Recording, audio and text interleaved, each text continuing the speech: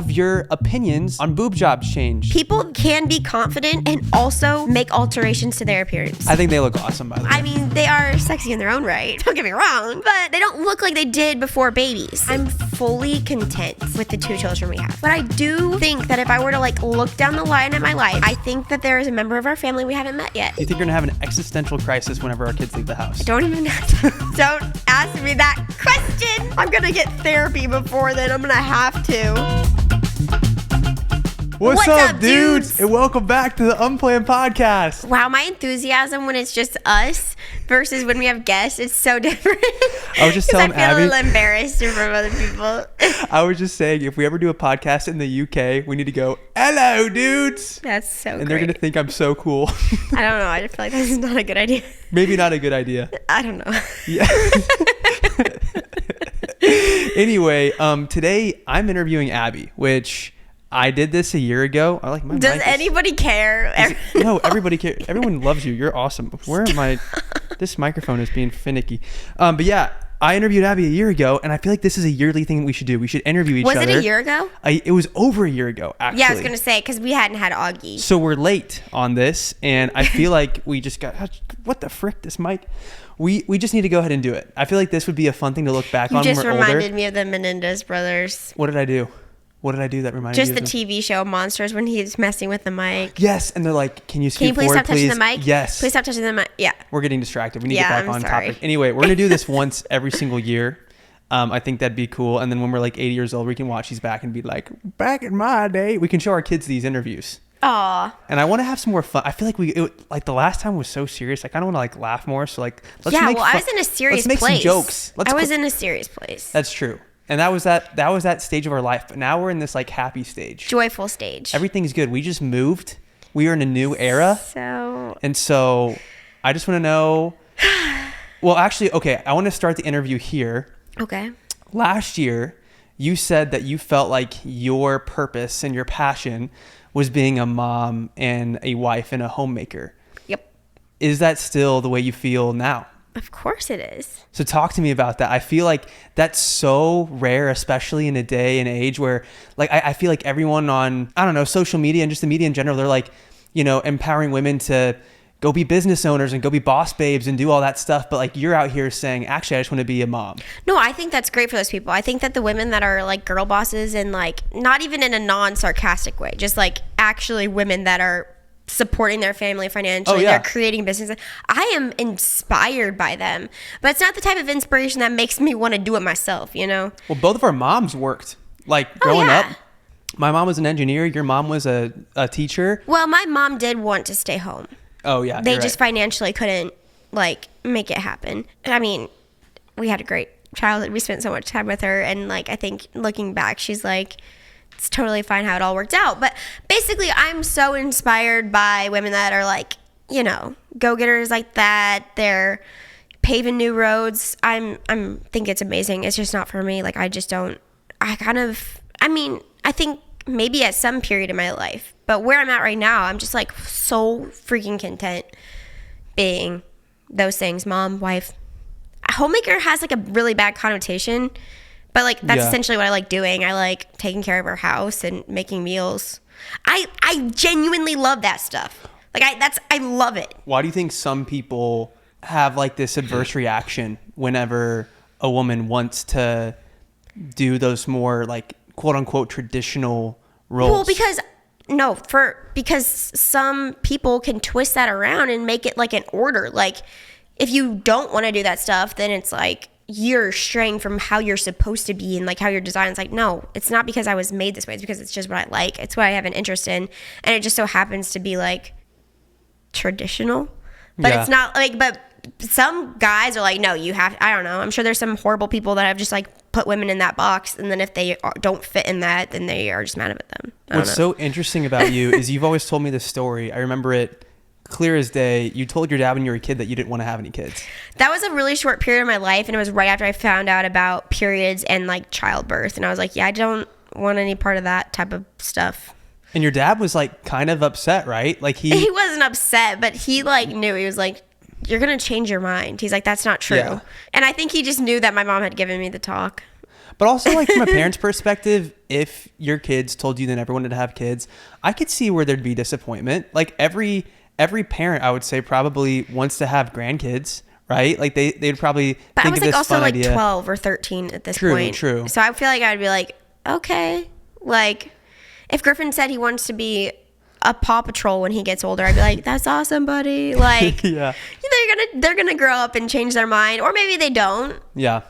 I mean, But it was mainly just because you found out what a period was I and you were think so. terrified. I don't know. Yeah. I started nannying kids when I was like 13, not nannying, but like Yeah. babysitting. And then I went into nannying in high school. Like I was always with kids. I like taught Sunday school. I taught children's dance lessons. Like from a very young age, I was like, I want to be with kids and a lot of them.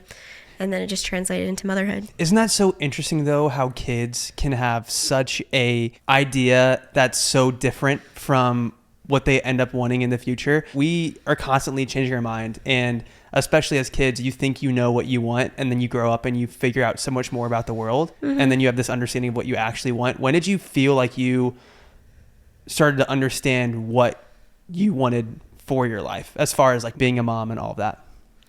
I mean, I think it was always something I planned, like not ever like necessarily even said or thought out loud. I was just like, I'll have a family of my own one day.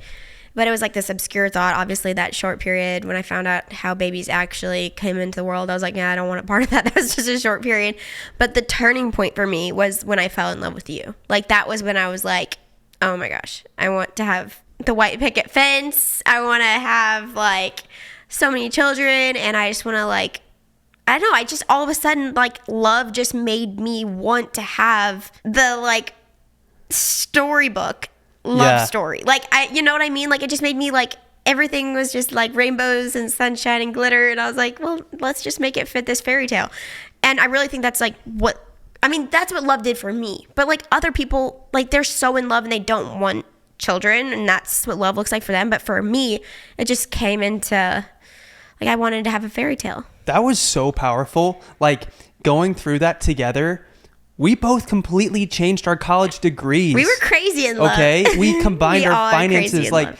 love does some crazy For things to your sure. brain, and we also did that all before our brains were fully developed, while we were still We fell so hard so fast. teenagers, Yes. right? Like it's kind of wild how falling in love with someone can literally change the entire trajectory of your life. It's like, beautiful. I think it's beautiful. I think there's circumstances where people have that and maybe the outcome wasn't what they were hoping for. For sure. But I would say we got lucky in that. I think I look at all this stuff through rose-colored glasses just because I personally have had such a good experience, but I know that's not the reality for a lot of people. And I know that's why a lot of women are like, if I want the opposite of traditional, because they maybe grew up in a environment that was quote unquote traditional, but it was very like domineering, and the woman didn't feel like, their mom didn't feel like they could, you know, be independent or have a say so or do what they wanted to do. They had other passions that they couldn't pursue. They felt restricted by this. And so like I didn't have that experience growing up. So then like it was such a pleasant, safe thing, you know? Do you remember the conversation that we had when we decided to switch our degrees? What happened there? Well, you know, that's the thing about being like young. Like, not that we aren't still young, but like that fresh, like 18 years old, like nothing felt like a big deal. Like, do you remember that? Like, we did a big switch there by changing our degrees. Obviously, a lot of people do. And we were also surrounded by people that were changing their degrees. True. It wasn't like super uncommon, but we did do a kind of a hard turn because we went from theater to finance, like, and I went from theater to education. But like, that's kind of a hard turn, but it's just like the fact of being 18, like nothing feels that serious. So you're like, I remember, I'm pretty sure, I honestly think we graduated that fall semester still thinking we were going to come back. Like, I think it was literally over Christmas break. I remember being at my grandma's condo and I was like, I don't think I'm going to do that anymore. Like, I think we'd had a couple conversations, but I hadn't brought it up to my parents. Then I told them, I was like, I think I'm done. Like, I don't know. I feel like it was really casual. Because we didn't start second semester of college as freshmen in the arts program anymore. We were completely out of it. Yeah. That was actually a very big change for us to make. It didn't feel like serious at the time for some reason. I That's think just- it's when you're so in love too. Like, you're just like, I'm going to do, like, I'm willing to sacrifice things.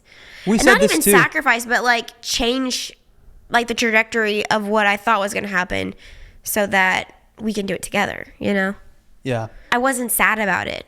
Like, I remember my mom being like, well, is this like disappointing? Because it never felt also like giving up on my dreams. Oh yeah, I remember my mom, and I think she was probably just, I had already processed all this, and she was just coming to terms with it. But she's like, I drove you every single summer to be in 17 different productions at this professional theater, the Muni in St. Louis, and she's like, and now you're just like gonna give it all up? I don't think our parents, at least in this case, my mom, I don't think she had any sort of selfish reasoning there. I think she just was trying to process like, yeah, wow, are you sure this is what you want to do? This is a big change. And we that was when we decided to. Well, because it also didn't feel like closing that door ever fully. Like, it was just like, we're just not going to get our degrees in this area. Yeah.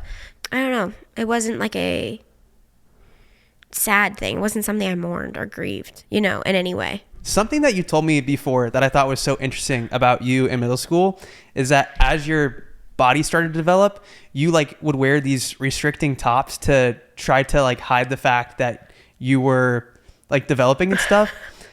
Do you feel the same way now as a mom? Like, as your body's changing now, do you find yourself doing similar things to try to stop the change, if that makes sense?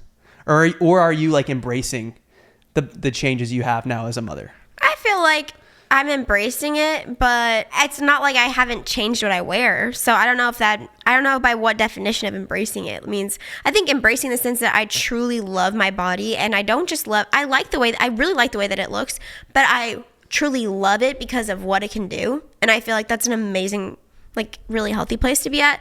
But it'd be unrealistic to say like, oh, I'm gonna wear the same stuff I wore pre-baby. Like, I'm not really into not that I wore a ton of crop tops, but I did at times. I'm not really into showing my belly button area as much anymore. I just have like loose skin. My belly button doesn't look the same post double hernia and babies and everything. So I don't like show that skin, if that's the question. I still wear like. Why not rock it though? Like, why not rock the fact that your skin tells a story of having a baby? I mean, I understand that, but I also just feel like it's not coming out of a place of insecurity, as it's coming out of a place of like, I want to always present myself in a way that I feel comfortable and confident. Yeah. And it's not really through the lens of like, oh, I want to hide this. It's more of just like, oh, I like this because it makes me, I don't know, I feel like I can behave and not like, because here's the other thing, if I'm wearing something that I'm like, oh, I feel a little uncomfortable about this, then I'm spending my whole time thinking about like, oh, how does that look from like the way I'm sitting now, or how does this look, or what is this, I'm just like being present and like hanging out, and can actually be a better listener to other people and be present. If someone asked me to put on a bikini right now, I would put it on. That makes sense. Like, I can see how if you are too self-aware because you're showing something that you're a little uncomfortable with, how that can take your brain. And honestly, off it's really not something that I'm a little uncomfortable. Like, I show it. I've even put it online. Like, I'm not ashamed of it. But I just think there's like certain contexts where I'm like, now that I'm a mom, I'm like, I don't really feel like I'm reaching for that as much. I don't know. It's really not that serious. Like, it's not like a thing that I'm like, oh, I'm so insecure about this. Or it's not a thing where it's like, oh, I just want everyone to see it because I'm so proud of it. It's like, I don't necessarily attribute my skin and my body to like those things about my identity as much. I don't know if that makes sense. What would you say shapes your identity most now in the stage of life that you're in? I honestly feel like it's the same stuff as always. Like, it's always been like, it went from granddaughter, sister, friend, and now like the main thing is like wife, mom, friend. Like, that's still there. Daughter, all those things are still there, but it's, I don't know.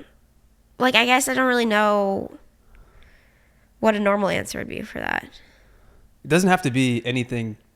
Like, it doesn't have to be anything crazy. It can literally be whatever the heck really, you want it that's to be. just it. Something that I find so interesting about you is like, you got I'm such a boring person. I literally am like, you are though.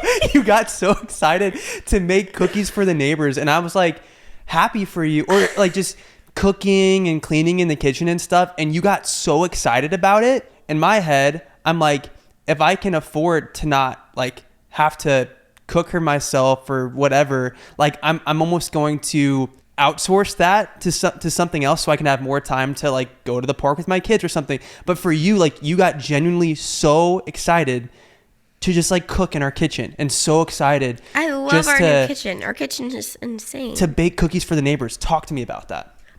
I'm so boring. They're like, why are we going to have a whole interview of talking about the things that just make me Talk happy? to me about baking cookies. I love baking cookies. I love going to the grocery store. I love trying a new recipe. I love going to the park with the kids. I love going to the gym with my friends. I set up a book club. I'm so excited to read my book club book. Like, I love going to Trader Joe's. This is a really good time for me. I love getting acai bowls.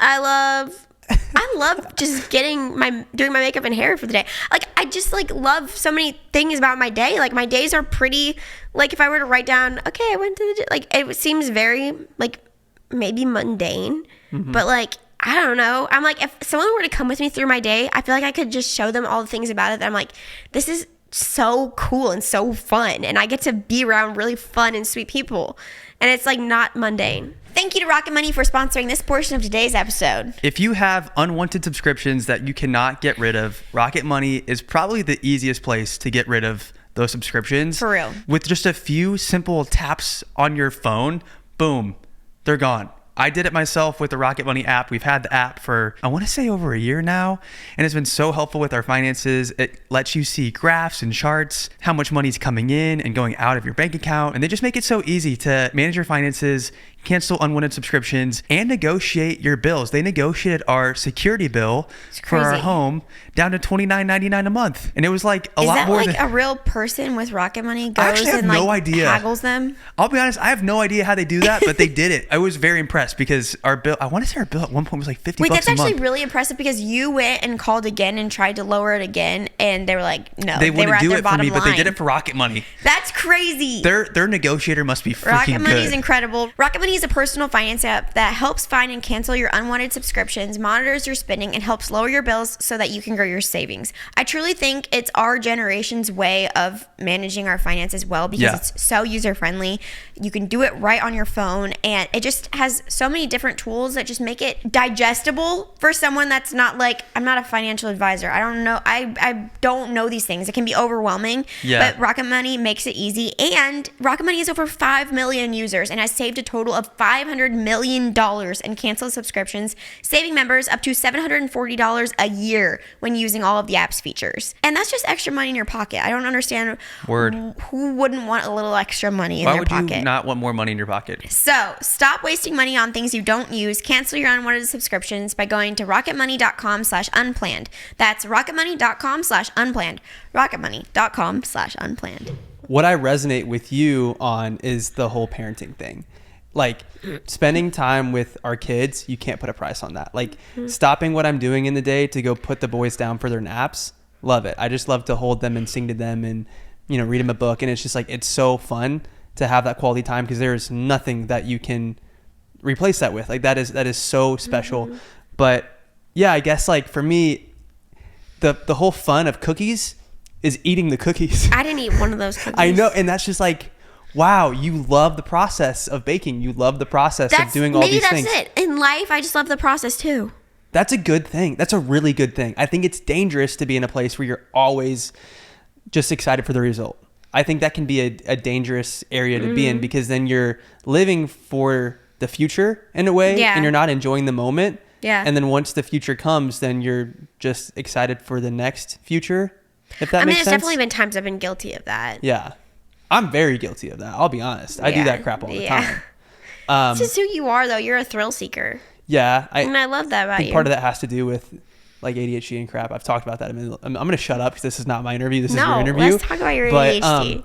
But I love that. I love that you love to bake, and I love that for you. Love that. And I think it's so.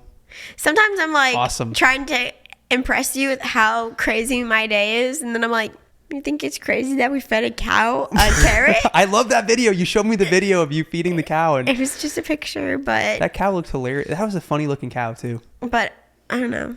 Like, it's literally it's so normal, so chill. Yeah. I'm so bored. I think when you can find the fun in boring, that's when you've figured it out. Exactly. Right? It's not even, like, I don't even think of it as boring at all. Just, like, find fun in the things that you have to do. Yes. I went on a rant on Instagram one time about this because people were like, this is pathetic, this is sad. Because I was like, I love folding laundry. And I was like, it's my time that I am by myself, which doesn't happen a lot. I turn on a podcast and I just like get to do a mindless task, but I also feel productive and I get to listen to my favorite podcast and I get to enjoy a little me time. And that's what it was. Calling it me time was like, this is sad. I'm like, I do a lot of other things for like quote unquote me time, but like, why can't we make something that we have to do also something fun? Because here's the thing, then you're going to be living your whole life, like you said, waiting to enjoy something when you can just enjoy right now. I think you hit the nail on Obviously, the there's head things there. I'm like, okay, I would like to skip this, and I don't really feel the need to romanticize this. Yeah. But I don't know. I feel like there's very few things that you can't make it a little bit more enjoyable for yourself. I'm trying to think. Like, have you ever thought about getting a special drink? That just makes everything a million times better. And you're onto something. Like after the doctor, I don't like going to the doctor. I don't hate it. Obviously, if like baby appointments are like exciting and fun. Yeah. But like, when I got my IUD, I wasn't like looking forward to that. So I was like, afterwards, I'm gonna get myself a special treat and special drink. And then I just made it fun. I romanticized getting an IUD. So I mean, if you can do that, then you can really romanticize anything. So we talked about our pregnancy scare thing.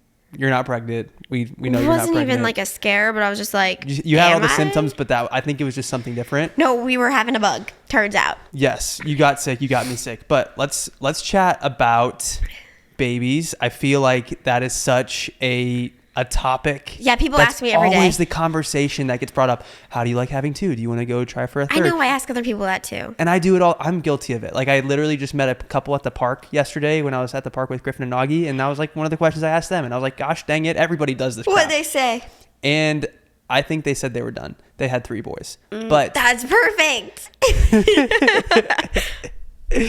So talk to me about that. And I'm not going to state my opinion on anything because this is not my interview.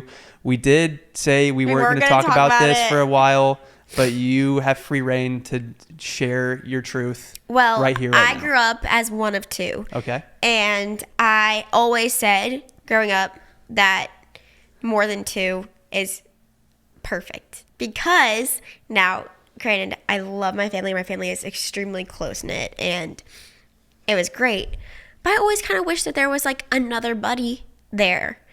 And I think I always said, like, 4 after that. But, yeah, I don't know. What happened with 4? It's obviously an us decision. Hold up, though. What happened with 4? Because for a while you did say 4, so when did it change? No, I still would love 4. Really? Yeah. So 3 is, like, you kind of, like, trying to say 3 is, like, a compromise. Oh, that makes sense. Yeah. Got it. So even though you just said that was perfect what that other family had, you were just saying that because in your head you're making a compromise there. Yeah, I've always said 4 would be like perfect because then you have 2 pairs.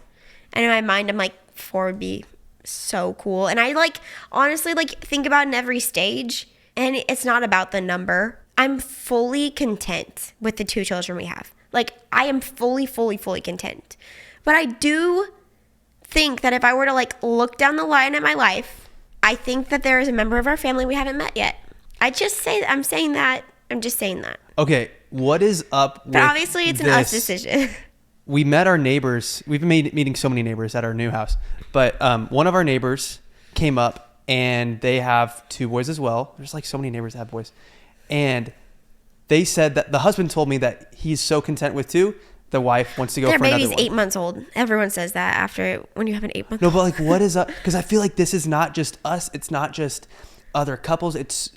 Or just not just like a few people we met. It's so many couples where the husband seems like content with the number they have and the wife wants more. Like, what do you think is the root of that? I would say typically the mom identifies more with the title mom and like caretaker than necessarily dad identifies with dad and caretaker. Like, obviously that's a part of your identity, but like if it was a pie, for me, mom is like such a huge chunk of that pie. Yeah. Whereas like it might be a smaller slice for some dads, you know, but that doesn't mean that their kids are any less important to them. It's nothing to say that, but it just makes up so much of my identity. Yeah. And like how I personally identify.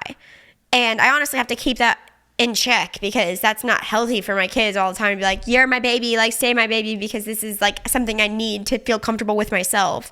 So, I'm not saying that makes you a better parent, but it's just like a thing.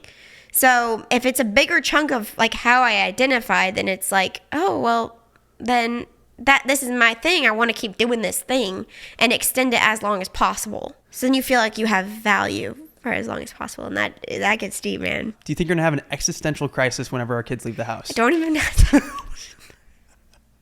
I'm laughing.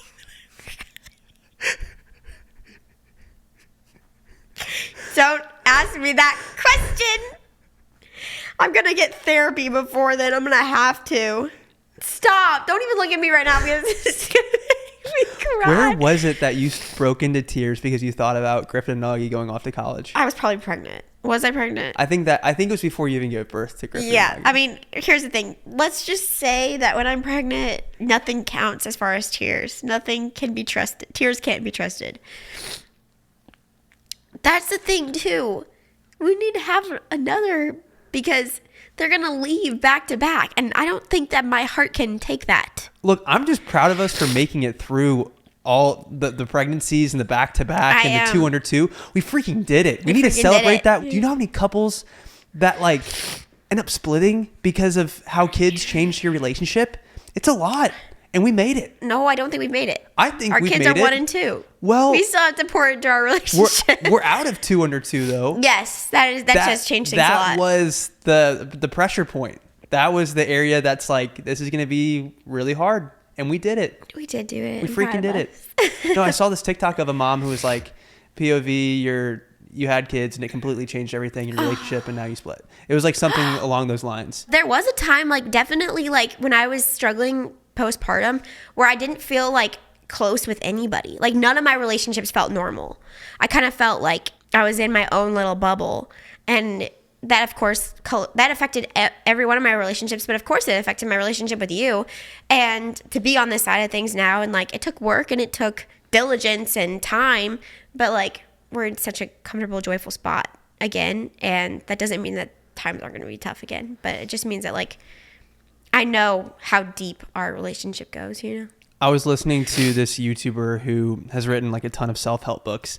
And something that he said was in order to change your behavior, sometimes you need to change your environment. And your environment dictates so much of what you do. Like that happened to me. Yes, right? Like obviously you're going to have your character put to the test when you're going through postpartum. You're going to learn a lot about yourself and how you handle these very difficult things.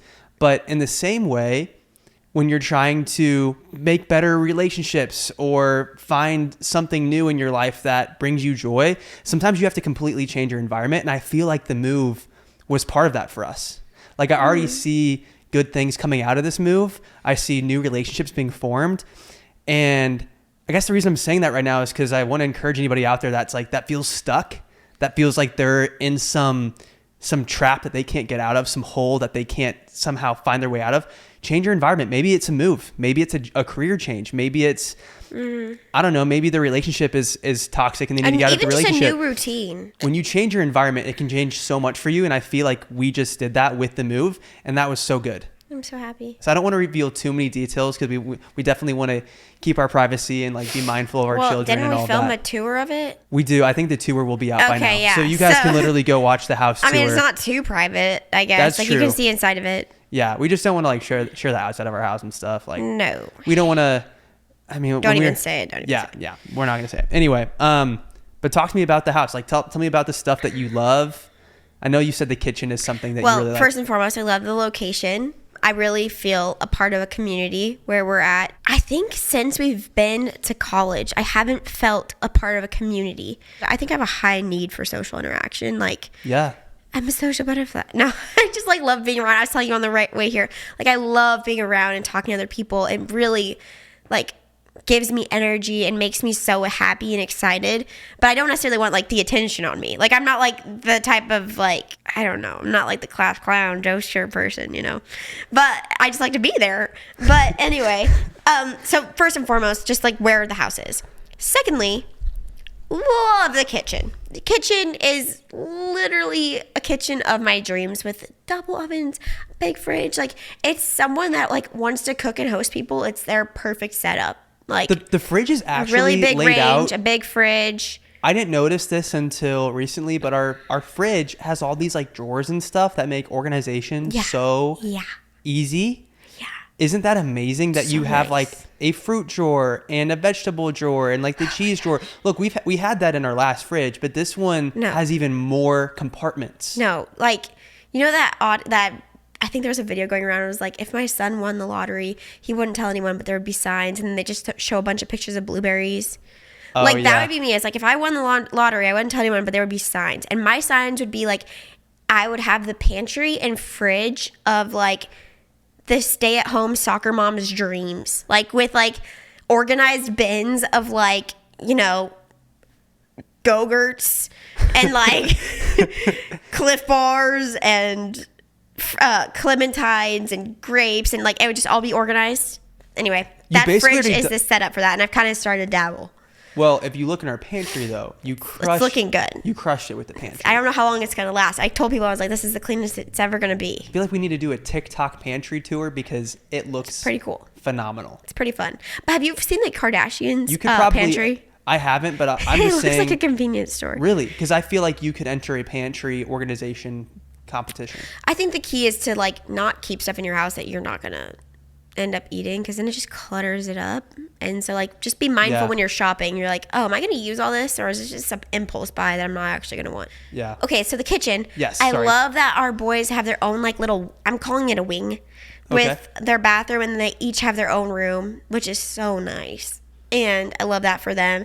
I can't wait to like decorate that and make that like fit both of their little personalities so perfectly. And I just think the setup is just like so perfect for, like, I want to be there a long time. I'm not going to say how long I want to live in this house, because I feel like it might freak you out being the wanderer free spirit that you are.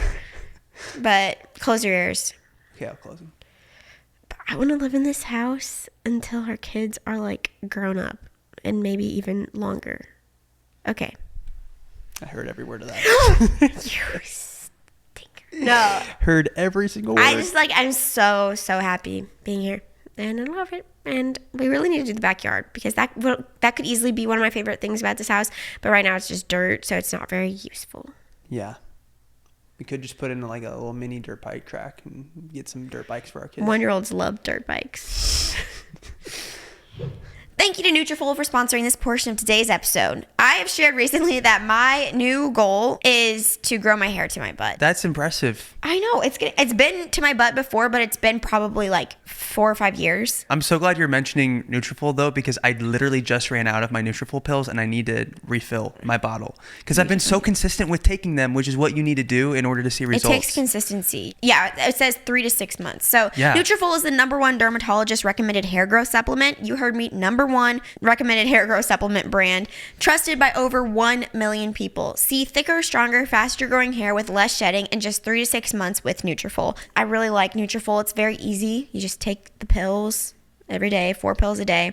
It's physician formulated with 100% drug-free ingredients. Nutrafol supports healthy hair growth from within by targeting key root causes of thinning, which is stress, hormones, aging, nutrition, lifestyle, and metabolism, through whole body health. They're targeting the root causes of why you might be experiencing shedding. Yeah. Get results you can run your fingers through. For a limited time, Nutrafol is offering our listeners $10 off your first month subscription and free shipping when you go to Nutrafol.com and enter the promo code UNPLANNED. Find out why over 4,500 healthcare professionals and stylists recommend Nutrafol for healthier hair.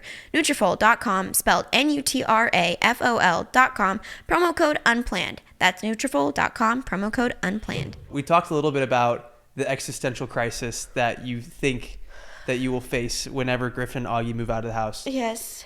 What do you think was like a time in your life where you were like, I didn't know what the heck to do? Like, I didn't know left from right. I didn't know myself. And how did you get out?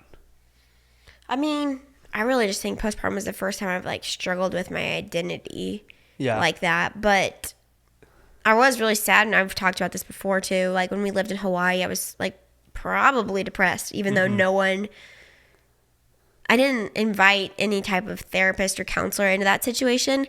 But I would not be surprised if they would have been like, hey, you have depression. I don't know. I mean, I felt what I imagined depressed would feel like by the end of it, you know?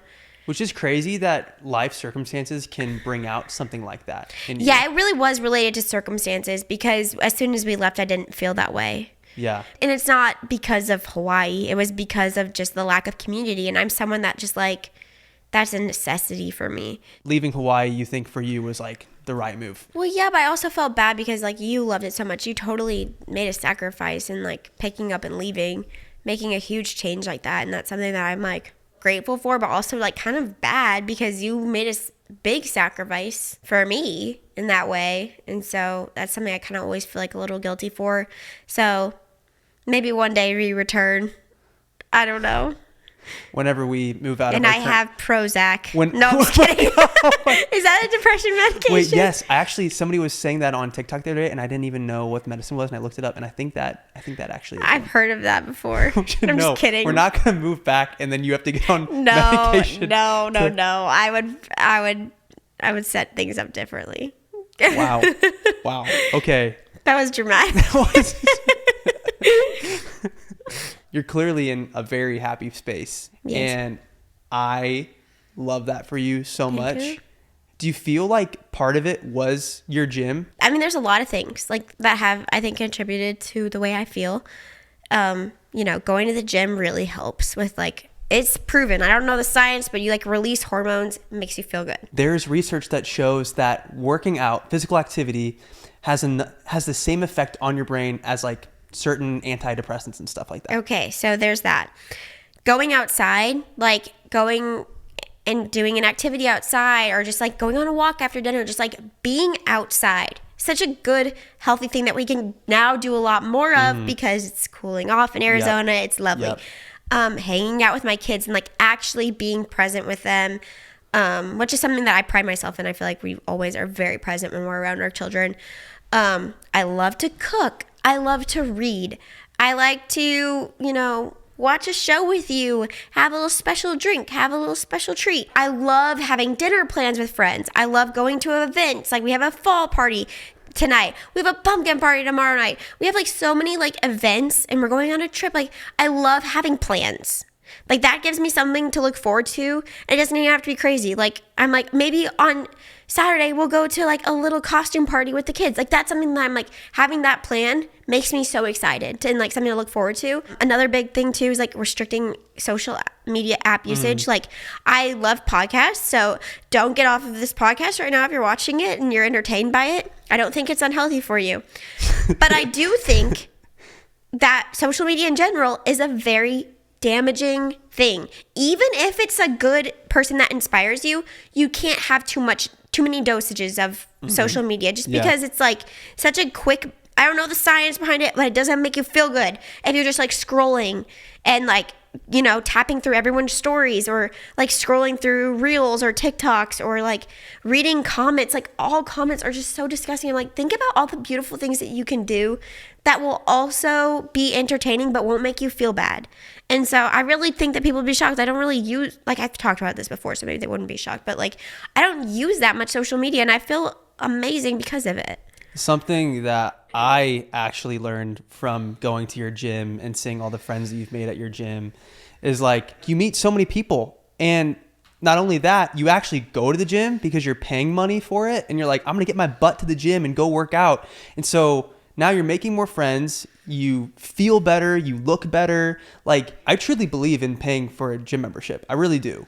And for sure. If you're paying money for it, you're actually going to use it. Maybe if you're that kind of person. Maybe that's just me. Yeah. Well, no, I think that's a lot of people. And another part of it too that I think is kind of funny is it's almost like you're paying to make friends in a way, right?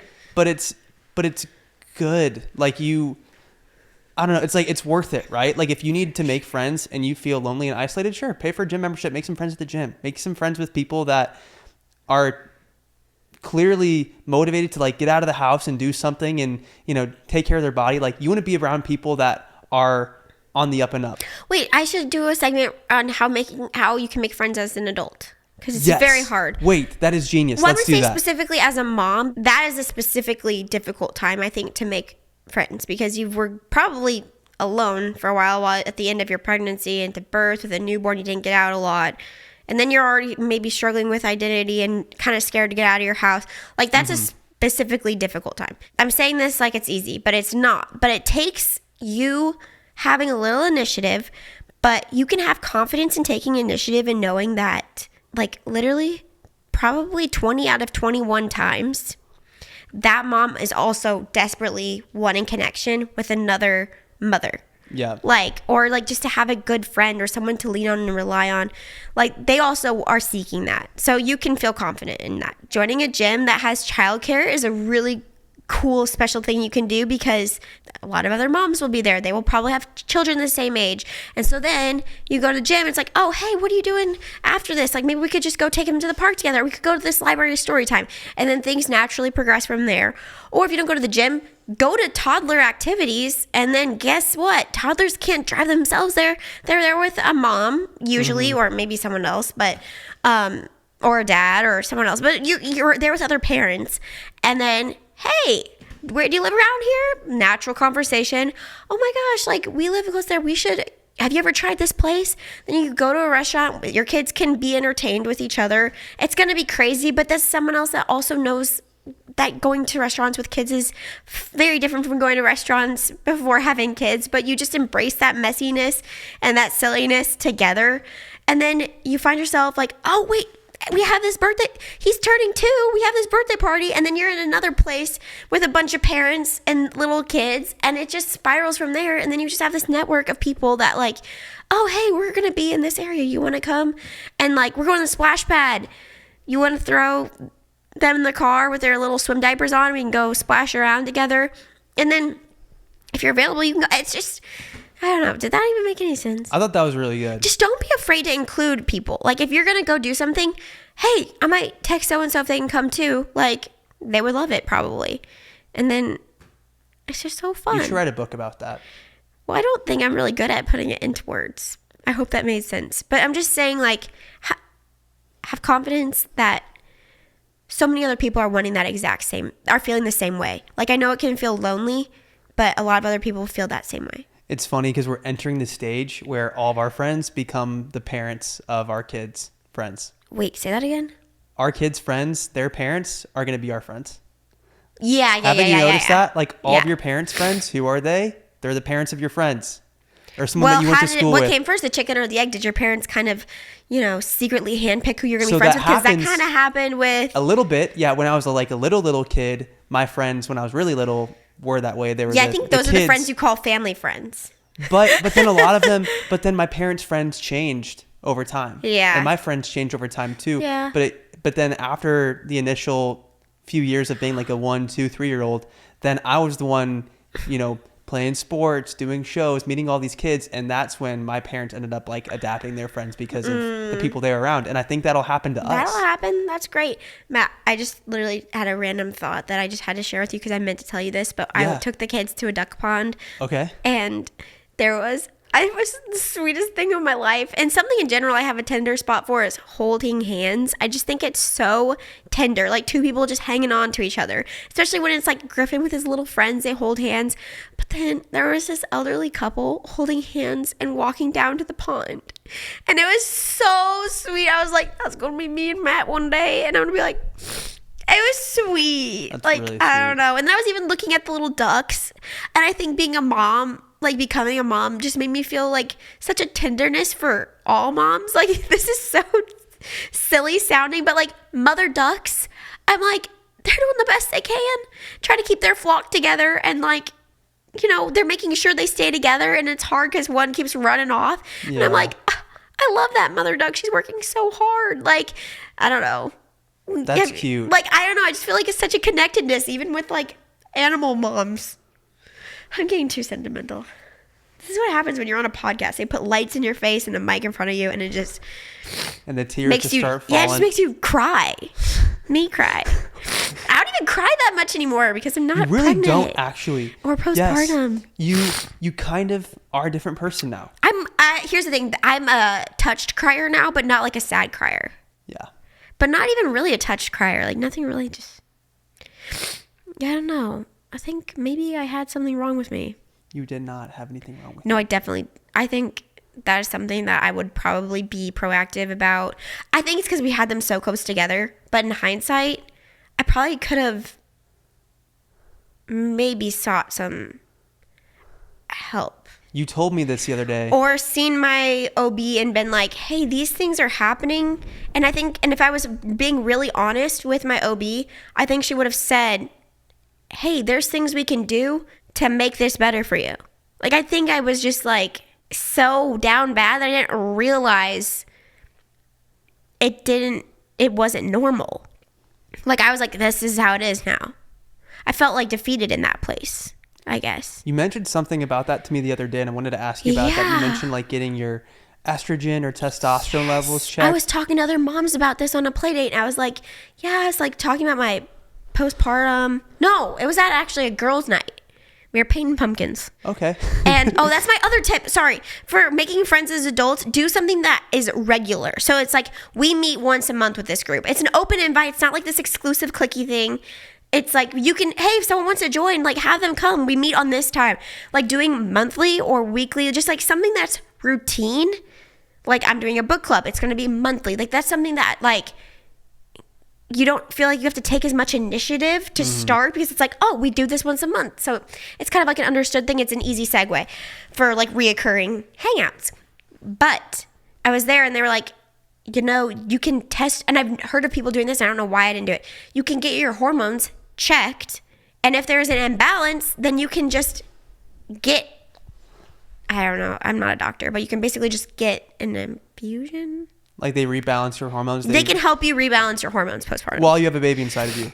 No. Oh, it's postpartum. after. Oh, it's postpartum. Yeah. Got it. Okay, that makes sense. Yeah, I don't know. I feel like pregnancy, like that might just be par for the course. But aren't there certain medicines though that people can even take, like certain antidepressants that they can take while they're pregnant? There's nothing? I don't think you can. I thought there was something that people could do. I don't even know if I needed that. I think it just was hormonal. Yeah. Maybe I just needed a good nap, I was probably really tired the whole time I was pregnant. I didn't stop. I always try to get you to nap and you wouldn't want to nap. Yeah, maybe next time I'll take naps and get my hormones checked afterwards. You're funny. You should take naps. And maybe not breastfeed, because that also made me psycho in hindsight. As hard as that would be to decide to do, because I'd feel so guilty about it, it might just not be for me. Even though my boobs make a lot of milk. Maybe I just say, hey, there's a lot of things I can do for my kid that don't involve being their main source of food. Remember that picture that I showed you the other day? Was that not bonkers? Yeah, never do that again. That was what, like, just, I had forgotten how big they were. And I showed you the picture and I was like, that is arguably larger than a basketball. It was longer. No, there's an audio. There's an audio that's like, isn't there another way? That audio from Nemo? And it was like me with the lactation consultant with my humongous engorged breasts trying to feed my tiny newborn baby. There's got to be another way. Because it's so huge. It's just abnormal. But like, oh my gosh. I just think it's interesting how the advice in that area can be so specific. Like people were telling you, like the lactation lady told you not to use the nipple shield, which you wanted to use, and you told her you wanted to use, and you're like, lady, like, are we really worried about my supply not being enough here? Because I think I have the opposite problem. These girls think they're feeding twins. No, yeah, I don't know. I feel like the lactation consultants are just doing their best, and they can only give advice to like what they commonly see. Mm-hmm. There's some outliers that they might not know how to advise as well. That's the thing about motherhood, I've realized. We really it's not a one size fits all. We really should have done a parenting class. Like I feel like that could have maybe been a good thing to do to prepare. So like we kind of just got thrown into the fire like right away, Yeah. I don't know. I think it all worked out. It definitely did all work out. Yeah.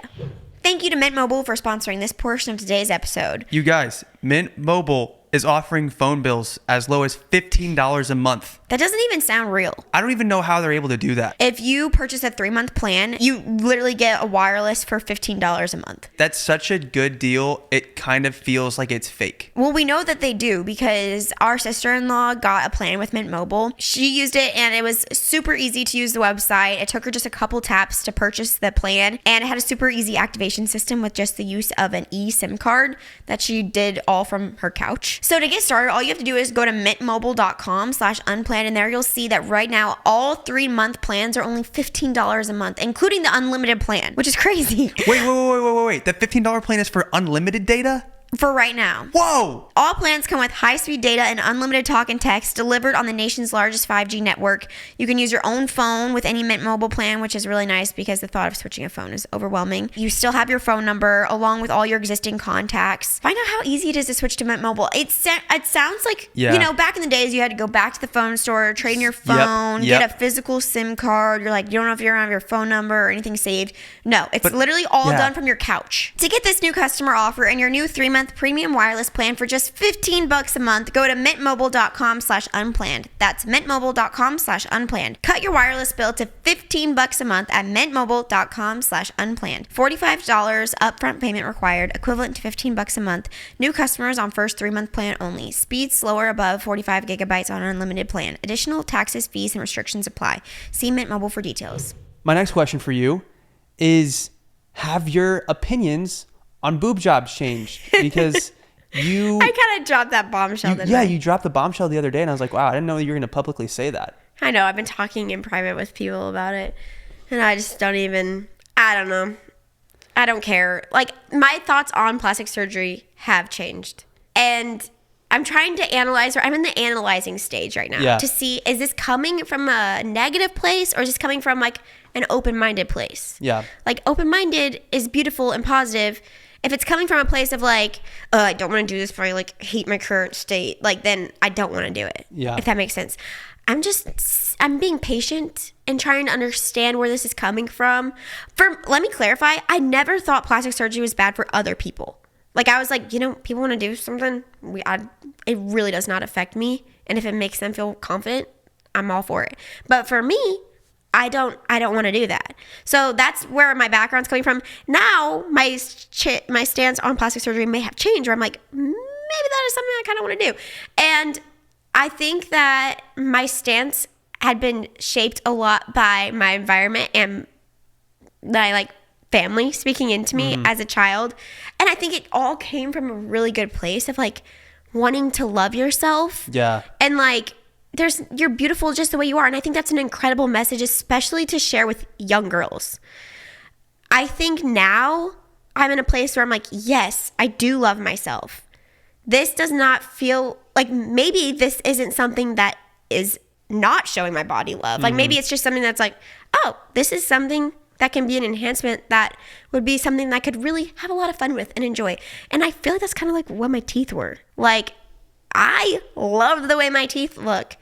Yes, they are fake, I don't care. I like them. And I'm like, I think that was the first thing that I was just like, it's really not that serious. Like, I don't know. That's a good way to put it. It's not that deep. It's just not that deep. It's not that deep. I think it's it's not tied so with easy. my identity. Yes. And so I think I'm now learning. I'm like, what are the things that make up my identity?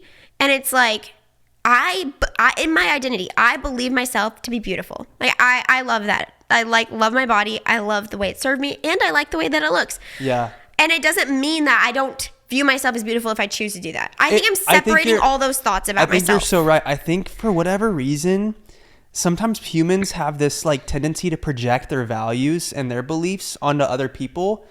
And and I think you gotta just have to respect other people's peace. Like, if somebody wants to dye their hair purple, who the frick cares? If they want to do that, and that's the thing they want to do, let them live. Let them live their life, and don't care. And if you, I don't know, say you don't think their hair looks as good purple, okay, that's totally fine.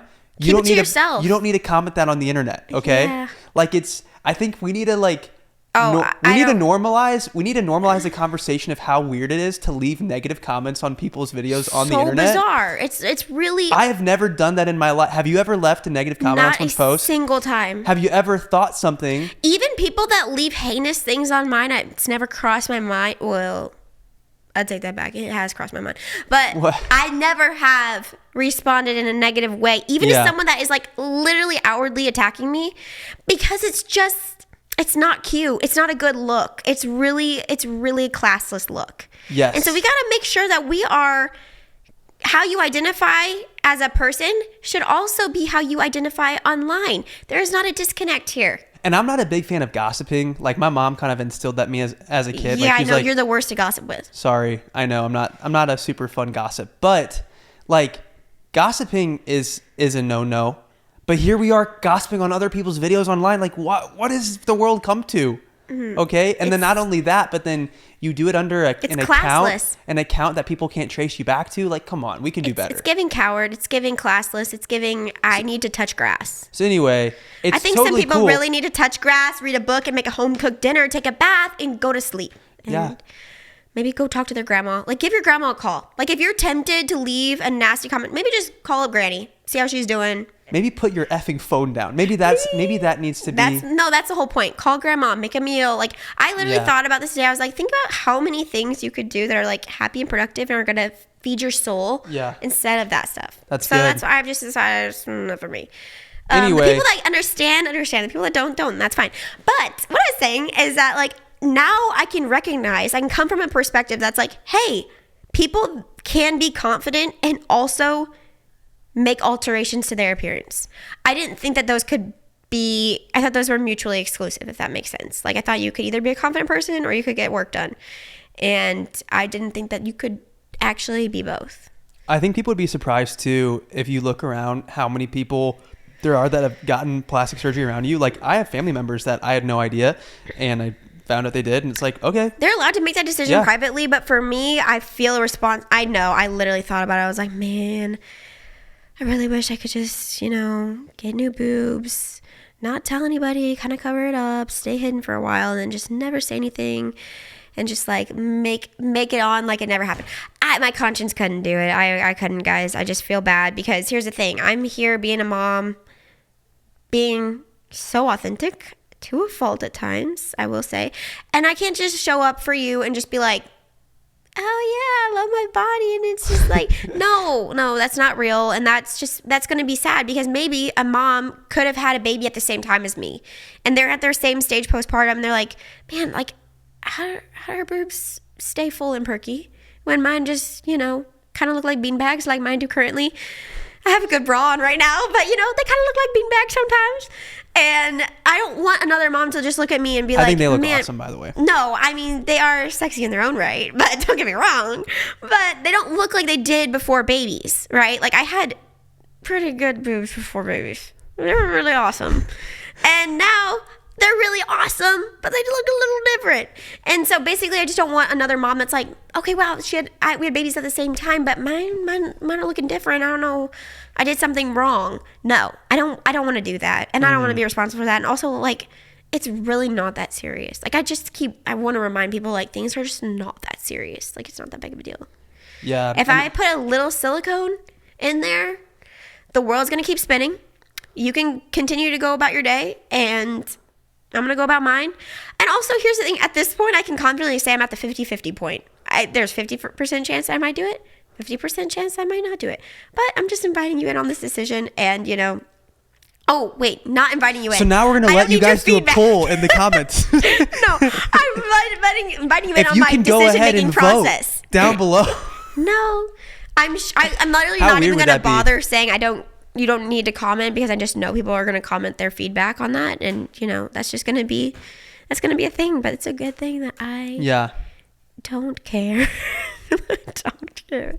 I think what's cool about life is you're able to change your mind about so many things. Yes. Like, and just in because fact, you should. If you have all your opinions set in stone by the time you're like, 21, and you never change, that's showing maybe you're not growing. Maybe you're not listening to the other sides. I just think you gather so much more wisdom as you live and you learn and you try new things and you fail and you get back up again. I think you need to like fight. If you have the same beliefs about everything now as you did 10 years ago, 15 years ago, I think that's a problem. It doesn't have to be everything, but I think I'm not saying you have to agree with my opinion. Yeah. You just should question your own thoughts. And you could disagree with literally everything we say on this podcast. That's totally cool. But it's like, think for yourself. Okay. That's my personal opinion. Yeah. I'm all for people like using their intellect to decide for themselves what they want to do. Sometimes I have opinions that are based in nothing, but I just feel that way. I don't go telling other people them. Dude, humans are weird. Like sometimes in the same way, I'm like, man, humans are so irrational. Like, why do people believe this weird thing when it's clearly not true? And humans are irrational. And then I realize like, oh, wait a second, I'm also irrational. There's so many things that I probably believe that are wrong. And I just haven't figured it out yet. Or maybe I never will figure it out. You know what? I'm going to be the story hour person at the library. Not qualified. I bet you could do it. No, they won't like you. Wait, why not? I think you have to have like a library science degree or something. Come on, we can work some. We can pull some strings. I know, I thought so. We got to figure that out. I want to read the books. Maybe we open our own library and then you can read there. Yeah, that's good. You have to have 1,000 books to be considered a library. Really? Mm-hmm. How did you know that? Haley Pham. Okay. Like her YouTube channel. So is that like one of your goals? She has a library. She has 1,000 books. Over. So do you also want to have 1,000 books? I think I do. Really? Okay. Why do you want 1,000 physical books if you have a Kindle that is easier to read on and you can like get it read? Do you know the real book YouTubers have all their books on Kindle and in physical copy and probably also on Audible? That is hardcore. I did actually. I'm now years old when I found that out. Yeah. I'm just telling you, it's book culture and you just need to get with it. Do you have like a deadline for when you want to have your library of 1,000 books? No. Do they have to be? Here's what I don't want to do. I don't want to buy a bunch of books that haven't been read. I want to buy them as I read them. Like that's a lot of money that when you think about it, like if a book's like $25, it's going to be an investment. That's $25,000. But think about how fun it'd be. Like we have people over, I'm like, look at my books. And there's like maybe a ladder they can climb up to the very top shelf. And then they can see my books. And I'd be like, I've read all of them. Crazy idea. Hear me out. Here's the thing, we'll have children's books too, so that really will up the number without like upping the cost as much. So I totally vibe with the aesthetic of having like a library to like look cool and stuff. Yes. What if we buy books for like 50 cents at Goodwill and then put them with the pages out because it looks super aesthetic and cute and stuff? Not. And then it'll only cost us $500 to get 1,000 books rather than like $25,000. No, Matt. You missed the whole point. I want to be like, I've read all of these books. Okay. And let me tell you about this one. I love that. Like, I want to be like the librarian for my own library where I can't do that if it's just like, I don't know, these are a bunch of random books I haven't read. And when you give someone a book, they can keep it. They can keep it? Yeah. And you'll just have to replenish it? No, I won't buy another one of it. Oh, really? It's just how books are. They come into your life, they go. I have held on to some books, I'll be honest, that I read and then I never returned. Will you expect to get them back? Or is it kind of like, oh, really? I mean, yeah. I feel like I would expect to get them back, but then if I don't, I'm not going to say anything. And I'm not going to be sad about it. I obviously read a lot in middle school. And so like the books I read were Harry Potter, Hunger Games, Aragon, all those. And I'm like currently rereading all those series right now. I feel like there's a lot of other people out there that are like me who are adults that want to get back into reading, but they don't know where to start. Mm-hmm. What should I do? Because I keep finding myself, like I'm reading Harry Potter right now, but you kind of, I could tell you were like, oh, you're reading Harry Potter? Like, how about you read something that's newer? No, I think it's great to read Harry Potter if it's going to get you into it, but I've noticed you rereading a lot of books that you used to read when you read for enjoyment. Yeah. And I'm like, what books does Matt as an adult like for an enjoyment? I think you could explore that a little bit more. What's a good, well, you kind of there's a lot of women that listen to this podcast, so what's like a good book for someone who wants to get back into it? Like what's one that they're going to be glued to? I can't just give you a one size fits all because everyone's so different. Like I'm kind of like thriller books like spark my love for reading more than anything. Yeah. But my sister-in-law like loves romance books. Like those spark her love for reading more than anything. So I'd have to know the person. But in general, I would say like you probably have a decent idea of like what genre you go for based on like what kind of movies you like. So say you love romance movies, then like literally just instead of scrolling your normal social media, find the book side of things and you can find what's relevant, like what people are talking about, what people are raving about in the book world online, and that'll make you want to read more because you're like, oh my gosh, everyone's talking about this, like I have to know what this is about, and then it just makes you want to read more. I love that you watch book YouTubers. Yeah, that's like it's so fun. You'll be taking a bath and I'm like, what's going on? And you're just watching someone review books. Haley Pham, Destiny Stidwell. Give me your review. Or give me your list. Top 3 books you've read this year. Go. What are they? This year? Is Court of Thorns and Roses on that list? Actually, not for me. Really? I really liked it, but I don't know if it's like... Can I just refer to my list of books I've read this year? You already have a list. I've read this year. I haven't like said like which ones. Man. My favorite. So sorry. You're good. Hey, take your time. It's all good. It's 2024, right? Here we go. Honestly, The Bodyguard was so cute. It did not come out this year, but loved that one. I really liked The Perfect Marriage. Okay. Oh, I loved The Perfect Couple. Yeah, The Perfect Couple, right? Because you wanted to watch that on Netflix, but then we didn't like the show. The Perfect Couple was a really good book, but I didn't like the show. Man, that's disappointing. Yeah, of the books this year, I can't say there's anyone I'm like, this was life-changing. Yeah, I will say I've learned from you. I liked the women, but I wouldn't say that it was like the best of the best I read this year. See, what I did learn from you is I need to read more fiction because I was reading like business books because I was trying to learn something and make myself more intelligent and all that. But then you get bored. Like I would get like 20% into a book and stop. But when you're reading a fiction book, you keep going because it's fun and I think it's really healthy for your brain to read something on a page, whether that's a physical page or on a Kindle. It's the same thing as watching a TV show. Well, it's way better for your brain though, because you're reading and it's making you do work. You're not just like sitting there doing nothing. Your brain is working the whole time. And actually, I want to say, makes you live longer if you read. I'm such a boring person to talk about. Okay, our producer sent us some questions she wanted me to ask you, so I'm gonna ask you these rapid fire. Okay, go. What is your biggest insecurity? I guess like maybe that people might misunderstand me. Is that like an insecurity? Yeah. Oh, definitely. Yeah. Big misunderstood. Maybe, yeah. I feel like being misunderstood might be insecurity. Was that an insecurity that you always had? Or was that a newer insecurity that came up? No, that's fresh from being an influencer. That's a new mental problem. Why did you use like the Hermit the Frog voice right there when you said that? I feel awkward. I think it's because a big part of feeling you're misunderstood is related to being an influencer. I feel like people that meet me in real life may misunderstand me if they're like, oh, that's your job? Like you maybe are someone that seeks attention or is shallow or is vain or like might just have this preconceived perception of me that's just not necessarily accurate. So that's why I said that in a weird voice. So then how does being in the public eye change your perception of what you hear about other... I thought these were rapid fire. Oh, rapid fire. Yes, rapid fire. What is your biggest parenting hot take? I don't know if it's a hot take, but like let them get dirty. Guys, we did not plan that at all. I let my kids get really dirty. Our kids get filthy. Like our kids will just get so much dirt like to the and point sand where it's like I've let them. I've had to hose them down. I've had to just put them in their car seat and just a diaper and just like wipe them off with baby wipes until we can get home to the bathtub. Yeah. Like I let them get filthy. I think that's good, Abby. I really do. Because you didn't like it at first. I mean, let's be honest. We have white seats in our car, okay? So when you're taking a 1 and 2 year old with covered in mud onto some white seats, it hurts. It hurts a little bit. You're like, wow, there goes the nice white seats. But our kids love it. And they have so much fun getting dirty.